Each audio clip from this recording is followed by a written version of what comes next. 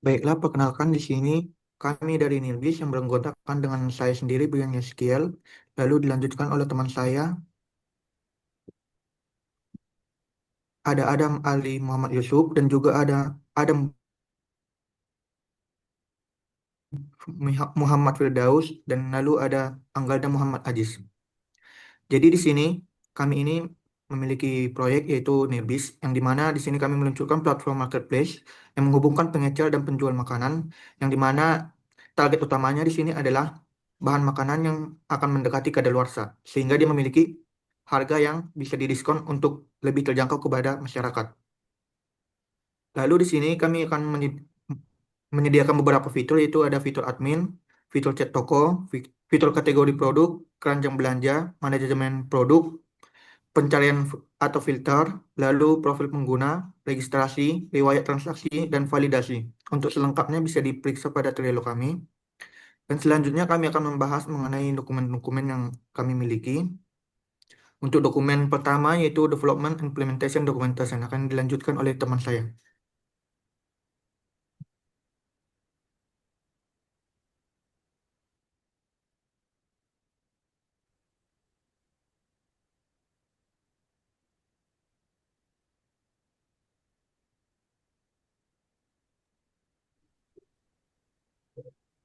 Baik, yang pertama tuh ada dokumen eh, development dan implementasi dokumen.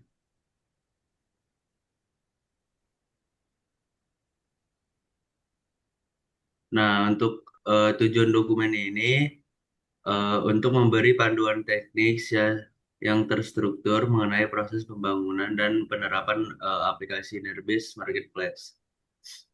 Dokumen ini bisa membantu developer, tester, dan stakeholder untuk memahami alur teknis implementasi dari Nirbis tersebut. Tujuan dokumen ini untuk menjelaskan strategi implementasi dan metodologi pengembangan aplikasi Nirbis dan mendokumentasikan langkah teknis seperti persiapan lingkungan server, konfigurasi database dan deploy, memberikan acuan bagi developer dan tester, memastikan aplikasi ini berjalan sesuai dengan kebutuhan fungsional. Slide break ke bawah, Bri.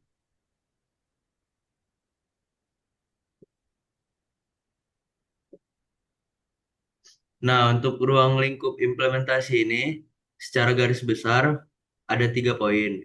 Yang pertama tuh untuk pengembangan aplikasi marketplace-nya. Pengembang aplikasi ini membutuhkan desain UI UX, browser yang responsif.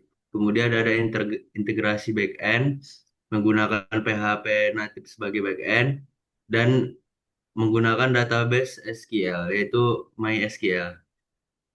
Pengelolaan lingkungan ini menggunakan konfigurasi server database dan API.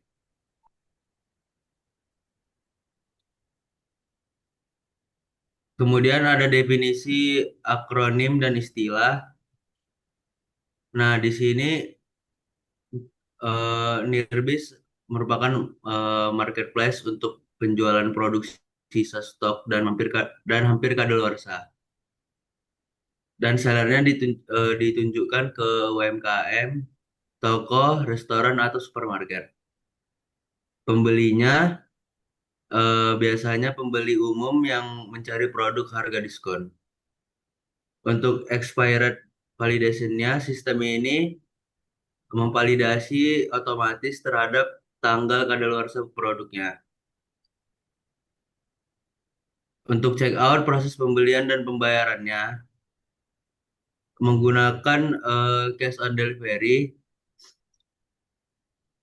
Untuk back-end, komponen logika ini memperoleh sisi dari server cloud dalam konteks Nerbis terutama melalui SQL.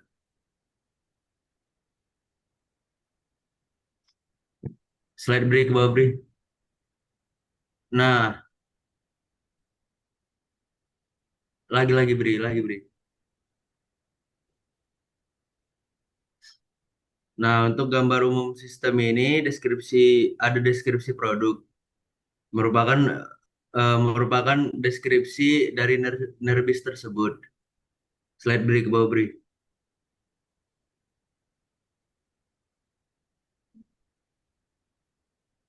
Nah, untuk fungsi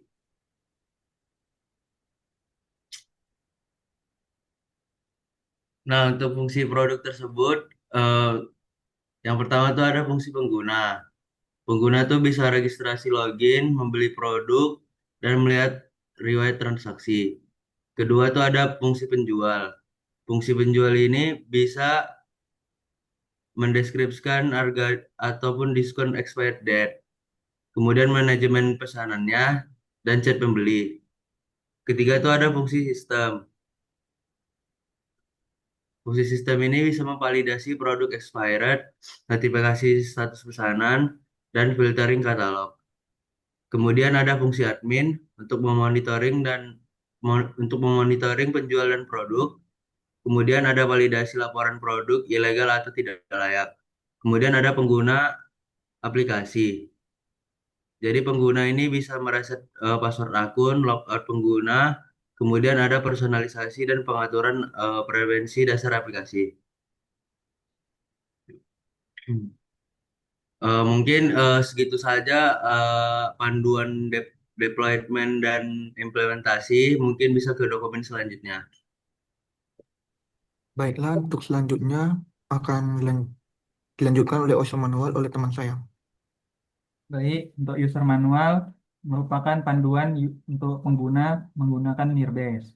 Pertama, di sini Nirbase menggunakan untuk sebuah website yang dirancang agar bisa digunakan oleh semua orang yang membutuhkan barang murah tapi hampir kadaluarsa.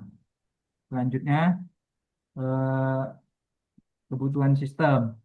Sistem menggunakan laptop atau smartphone yang bisa menjalankan website. Selanjutnya, kebutuhan perangkat lunak menggunakan browser terbaru dan server lokal. Nirbase menargetkan mahasiswa, ibu rumah tangga, masyarakat, dan penjualnya UMKM, restoran, supermarket, atau minimarket. Selanjutnya, untuk istilah adalah sebagai berikut, yang dimana ini juga cukup umum. Kemudian, untuk instalasi, cukup mengakses nirbaseexample.com.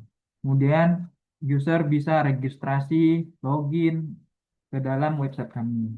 Pertama-tama, pembeli bisa mengisi alamat utama dan juga lokasi. Penjual bisa mengisi nama toko, logo toko, dan lain-lain.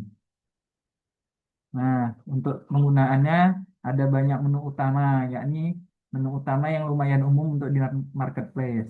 Kemudian untuk pembeli bisa melihat katalog produk, menambah produk, dan juga checkout. Kemudian untuk penjual, penjual bisa mengunggah produk, mengelola pesanan, dan juga notifikasi otomatis. Dan untuk umum bisa notifikasi dan chat. Nah, pertama bisa pembeli membeli produk, ya ini pertama harus login, kemudian bisa memilih produk, kemudian masukkan keranjang dan selesai pesanan dan bisa diambil. Penjual bisa mengunggah produk, yakni dengan login, unggah foto, simpan, dan produk langsung tampil. Mudah. Kemudian selanjutnya kita ada juga troubleshooting, yakni ada error-error umum, yakni jika halaman tidak mau terbuka, mungkin koneksi Anda itu lagi error. Produk tidak muncul berarti habis. Websitenya lambat berarti beban server kami tinggi. Nah, jika ada masalah login, kamu boleh reset password. Nah, jika belum verifikasi, verifikasi. Nah, kalau masalah upload produk mungkin seperti ini, ketika foto mungkin nggak bisa. Produk pun karena nggak lengkap. Nah, kalau tanggal kadaluarsa mungkin karena Anda masukkannya nggak betul. Nah, kemudian untuk masalah transaksi, jika pembayaran gagal, bisa cek metode pembayaran. Cara untuk melaporkan masalah seperti tadi, jika ada error, bisa kontak kami dan juga WhatsApp kami.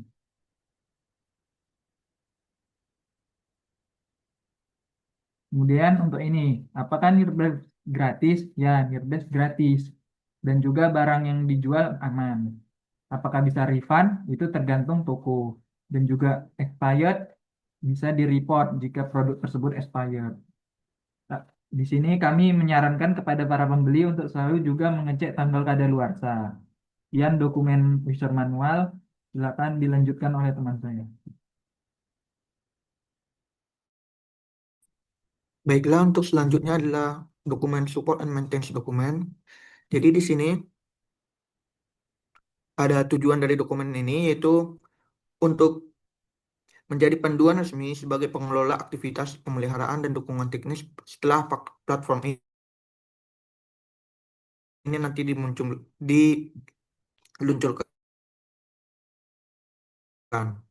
Untuk ruang lingkupnya ada pencegahan gangguan di masa mendatang. Untuk definisi dan istilah bisa kita lihat sendiri di sini ada incident, patch, deploy, SQL injection atau selanjutnya. Lalu untuk jenis maintenance-nya di sini kami membaginya menjadi 4 yaitu corrective maintenance yaitu memperbaiki fitur yang gagal berjalan. Lalu ada adaptive maintenance yaitu memperbarui script. Kemudian preventive maintenance yaitu mempercepat waktu loading dan preventive maintenance yaitu melakukan backup. Lalu di sini ada alur permintaan maintenance, yaitu di mana dimulai dari identifikasi di mana masalah dilaporkan oleh pengguna, dan kemudian admin akan melakukan monitoring kepada sistem. Setelah masalah terdeteksi akan dilakukan pencatatan ke backlog dan disesuaikan kepada issue tracker seperti GitHub atau Trello. Selanjutnya akan dilanjutkan oleh timnya nanti untuk penyelesaian masalah. Lalu di sini ada SLA dan priority peminatan yang di mana jika masalah itu kritikal, kami akan mengusahakannya responnya kurang dari 4 jam, seperti website mati, database tidak bisa diakses, atau fitur check out yang gagal. Lalu ada hike, di mana responnya ini kami akan mengusahakan kurang dari 24 jam, yaitu seperti fitur upload produk yang error, atau login yang bermasalah.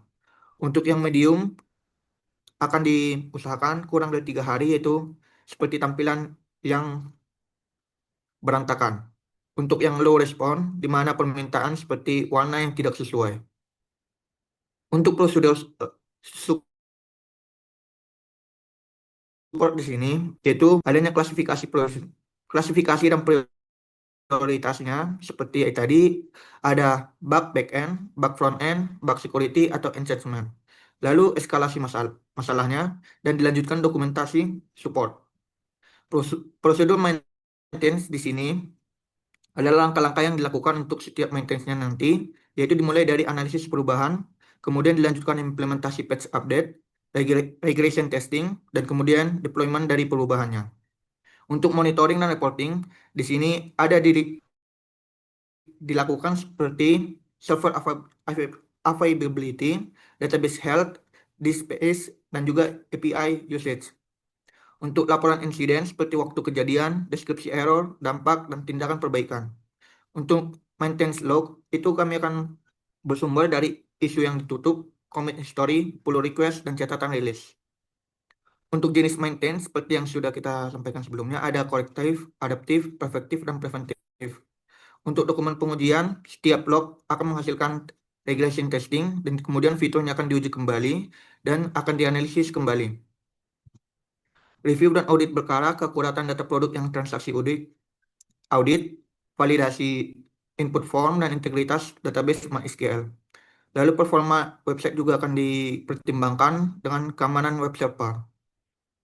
Untuk risiko dan mitigasi ada seperti risiko gagal menyimpan transaksi, risiko tampilan data yang tidak sinkron, risiko error, dan lalu risiko keamanan ada seperti SQL injection, manipulasi harga, cross-site scripting.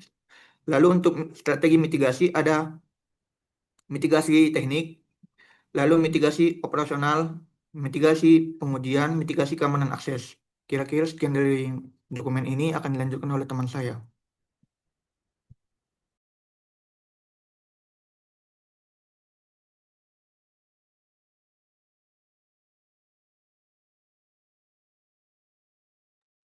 Oke, selanjutnya saya di sini akan melanjutkan di dokumen tentang testing dokumen. Scroll brief.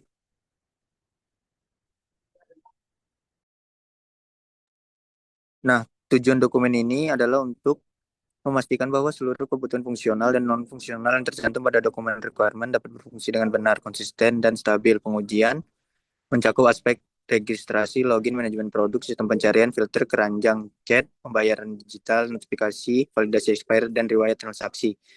Next week. Ru- Nah, di sini ada definisi dan istilah. Yang pertama yaitu ada insiden. Insiden adalah setiap gangguan, anomali, atau perilaku tidak normal yang terjadi saat aplikasi dijalankan oleh pengguna.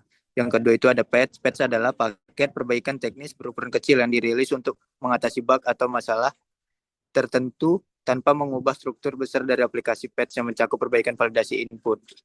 Nah, yang ketiga itu ada rilis. Rilis versi resmi aplikasi melalui proses pengembangan. Yang keempat itu ada SLA atau Service Level Enhancement. Yang keempat itu, yang kelima itu ada backup. Nah, di sini kami referensinya dari yang pertama itu ada KE Wigger Software Requirement Specification IEE 1999. Yang kedua IEE Standar 1063 Standar for Software User Documentation. Yang ketiga ada dokumentasi resmi. Yang keempat ada dokumentasi MySQL. Yang kelima ada dokumentasi MDN Web.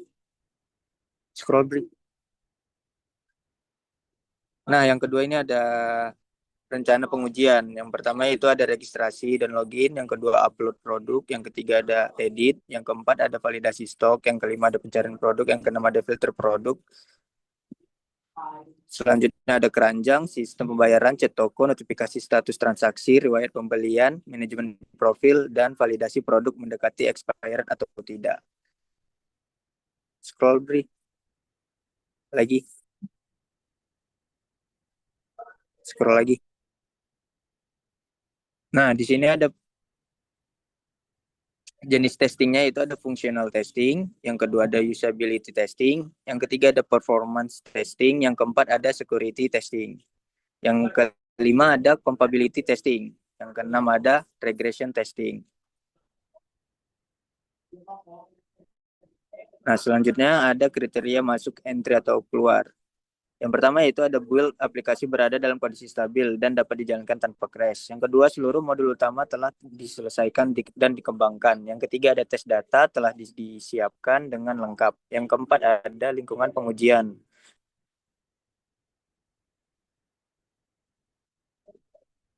Lagi, Bi.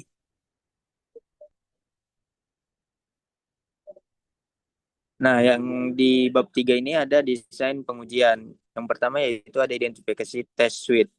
Nah, test suite Nearbase yang pertama itu ada authentication suite, yang kedua ada product management suite, yang ketiga itu ada search filter suite, yang keempat ada chart, yang kelima ada payment, yang keenam ada chat, yang ketujuh ada notification, yang ke-8 ada expired validation, yang ke-9 ada transaction history, yang ke-10 ada profile swipe. Nah, next. Nah, di sini ada tercantum requirement traceability matrix. Bisa dilihat sendiri di dokumen ini ya. Next, please. Scroll. Nah, di bab 4 ini ada spesifikasi test case. Yang pertama yaitu ada test case registration, yang kedua ada login, yang ketiga ada upload produk, yang kelima ada edit produk, yang ketujuh ada filter produk, yang selanjutnya ada tambah ke keranjang, check out, cek toko, notification expired, dan riwayat transaksi. Selanjutnya ada auto block expired. Scroll lagi, Bri. Nah, data uji di sini udah ada yang di bab 5-nya aja. Nah, di bab 5, di bab 5. Nah, di sini kami udah mau tes ke ada kawan saya sendiri, dia mempunyai grosir gitu. Nah, di sini dia memberikan nilai sesuai dengan apa yang sudah diuji itu. Jadi yang pertama itu ada autentifikasi, kami mengujinya ada 6 dan lulus semuanya. Selanjutnya ada manajemen produk, kami ada 8 dan 8-nya lulus.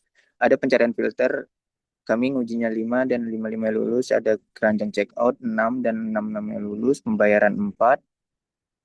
Dan di sini di tabel ini dinyatakan sama dia itu lulus semua. Walaupun kami tahu karena mungkin kami kawan makanya dikasih nilai yang lulus semua sama dia ya mungkin. Next, Bri.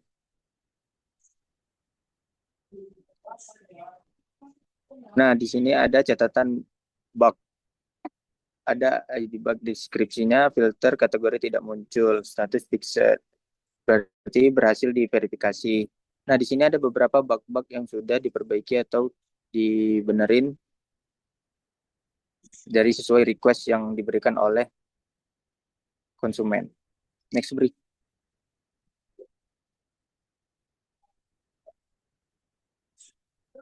Nah, ini di sini ada retest atau regression testing. Yang pertama itu retest bug, lulus 100%. Keterangannya semua bug dari bug 1 sampai bug 6 telah diverifikasi. Regression testing, lulus, tidak ditemukan error. Stabilitas sistem, baik, tidak ada crash selama tes. Lagi, Bri. Next. Nah, di bab 6 ini kami memberikan, next lagi, Bri, yang 6.3. Evaluasi dan laporan testing. Nah, di sini kami memberikan ada rekomendasi perbaikan. Dari yang pertama itu ada optimasi pencarian dan filter produk, yang kedua peningkatan UI UX, yang ketiga ada interaksi notifikasi, penguatan performa backend dan database, penambahan pilihan metode pembayaran, penyempurnaan validasi dan keamanan data. Yang ketujuh ada peningkatan fitur manajemen produk untuk penjual, dan yang ke-8 dukungan metode offline. Selanjutnya akan saya serahkan kepada Brian. Baiklah, selanjutnya ini integration dokumen akan dilanjutkan oleh teman saya. Jadi untuk integration dokumen sebagai berikut. Pertama di sini ada eh, semua tentang Mirbase yang sudah disesuaikan sesuai dokumen tadi. Nah, selanjutnya arsitektur. Scroll, beri scroll.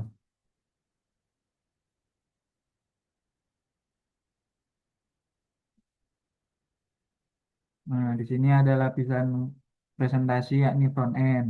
Kemudian lapisan logika aplikasi. Kemudian ada juga lapisan data dan juga lapisan infrastruktur. Di sini front end kami memakai PHP, backend front end PHP native, HTML, CSS gitu, backend PHP, database MySQL. Lanjut nih. Nah, di sini alurnya login, penjual upload, pembeli tambah. Kemudian teknologi PHP, MySQL, HTML. Nah, di sini ada rencana pertama kami tidak menggunakan yang terlalu apa karena cuma hanya memakai PHP. Nah, lanjut nih. Lagi nih. Nah, di sini spesifikasi ada API endpoint, pertama out login PHP, product interface, start interface, checkout interface. Nah, lanjut nih. Protokol kami memakai HTTP. Nah, lanjut nih. Ini prosedur integrasi, ada modul code dan juga tidak ada error fatal. Dan lanjut lanjut nih. Nah, kesimpulannya bab ini akhir keseluruhan proses integrasi sehingga relatif sederhana dan internal. Rekomendasi mungkin untuk depannya tambahi API map, payment gateway dan lain-lain. Sekian integration dokumen. Baiklah, di sini ada selanjutnya logbook. Di sini logbook ini akan mencatat semua kinerja kami mulai dari awal hingga akhir. Dapat diperiksa langsung nanti pada dokumen logbook kami yang telah kami tampilkan pada Trello-nya nanti. Baiklah, kira-kira sekian dari kami Nirbis. Kami ucapkan terima kasih.